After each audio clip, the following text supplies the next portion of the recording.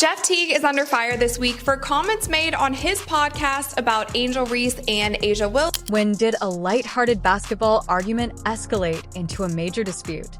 The basketball world was shocked by Jeff Teague's answer to A.A. Wilson's belief that she could defeat NBA player Josh Hart. Prepare for the revelation that is driving everyone insane. Week for comments that were made on his 520 podcast. Now, he has a podcast where he sits with two of his friends, and it's honestly pretty successful. It's one of the most successful NBA podcasts, or like... You won't believe how a straightforward basketball discussion turned into a full-fledged social media meltdown. It all began when WNBA superstar A.A. Wilson appeared on a podcast, looking as confident as ever, and made a bold claim that had everyone talking. She could defeat NBA player Josh Hart in a one-on-one game. As soon as she said that, you could feel the internet holding its breath, waiting for the impending explosion. This week, he's been under fire because of the things that they have said about the WNBA, and most specifically, the things that they've said about Asia Wilson. And let's examine the specifics of how this entire circumstance developed. Wilson wasn't just spewing random trash talk.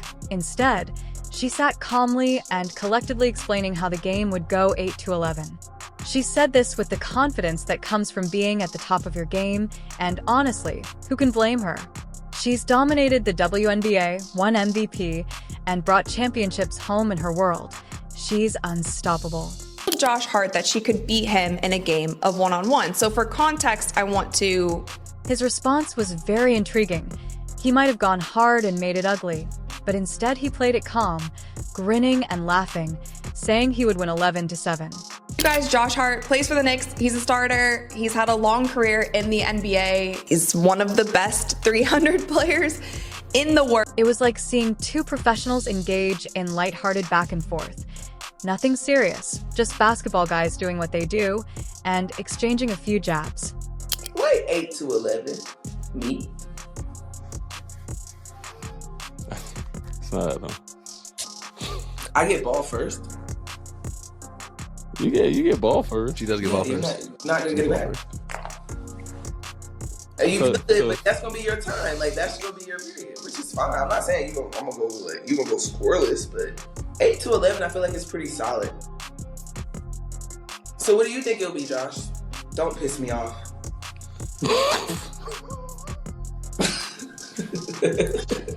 Do not piss me off.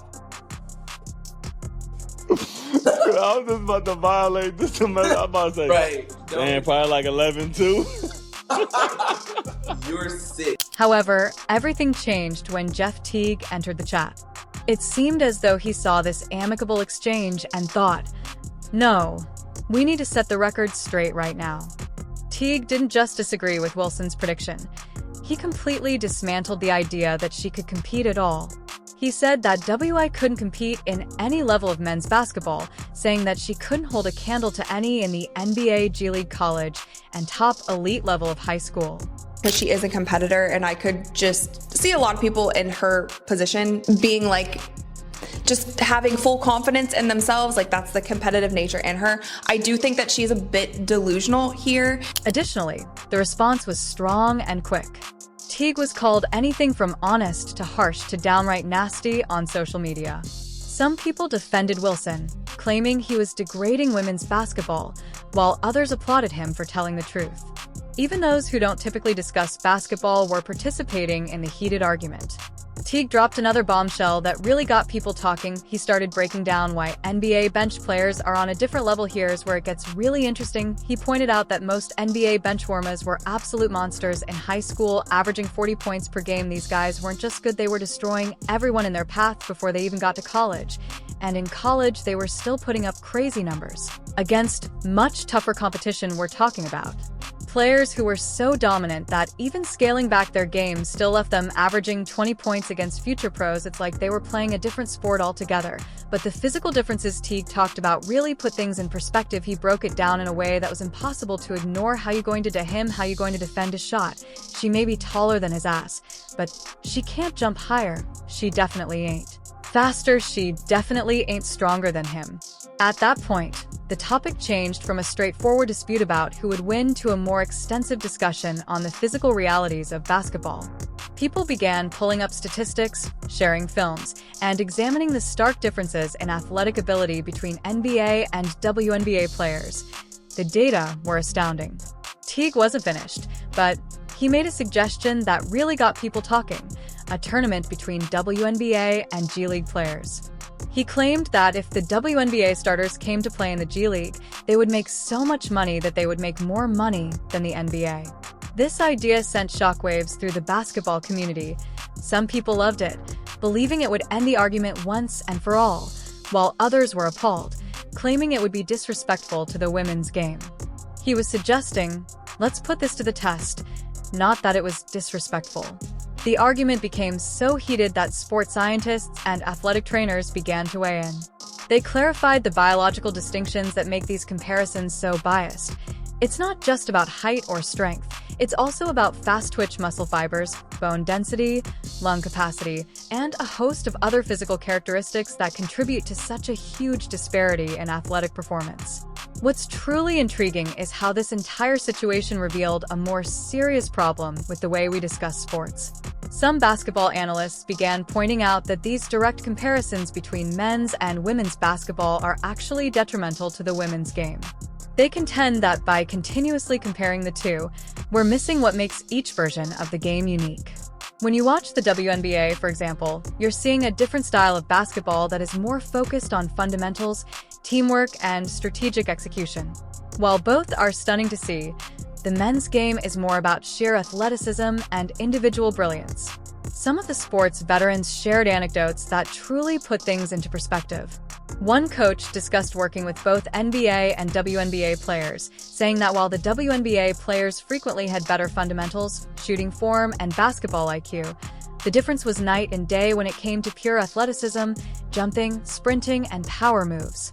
The discussion even included examples from other sports, such as tennis, where people frequently mentioned how the Williams sisters, who were among the greatest tennis players of all time, struggled against a male player ranked 203rd in the world.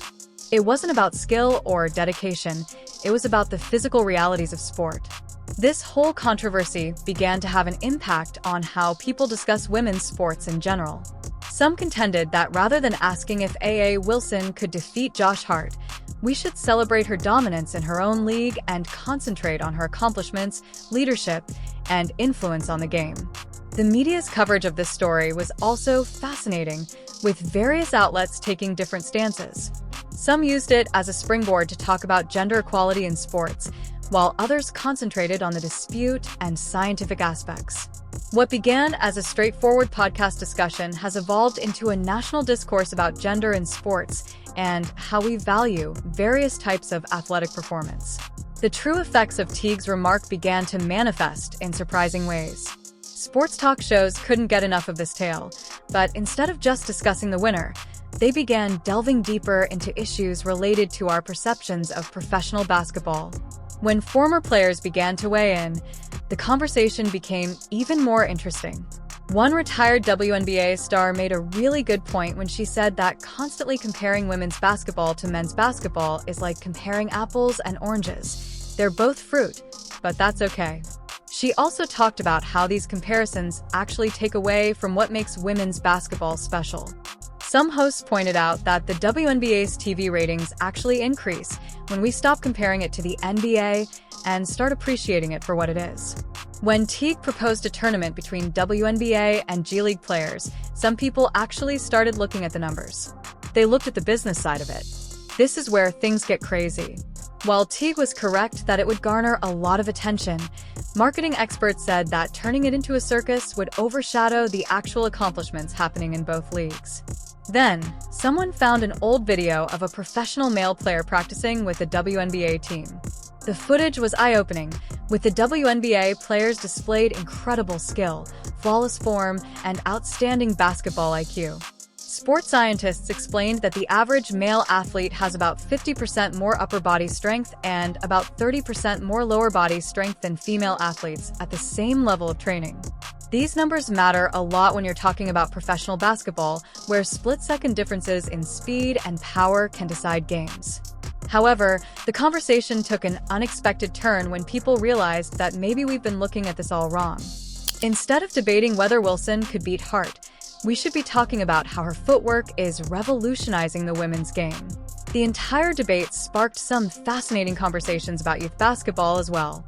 Coaches began sharing stories about how young girls were asking questions about this controversy, and they had to explain that being the best doesn't mean you have to beat everyone. Rather, it means being the best version of yourself and dominating your competition. Her basketball IQ and leadership are things that deserve attention on their own merit. Social media was going crazy at the time, with fans fighting nonstop and NBA players jumping into WNBA stars to share their opinions. However, amid all the chaos, some truly insightful points surfaced, and one viral tweet wonderfully captured it. The discussion changed when someone brought up the evolution of both leagues, pointing out how the WNBA game has developed its own distinct style while the NBA moved toward more three-point shooting and individual isolation plays. The WNBA doesn't need to be the NBA to be great. It's already great on its own terms. The WNBA placed a strong emphasis on fundamental defense, strategic offense, and teamwork. Then came an intriguing viewpoint from international basketball coaches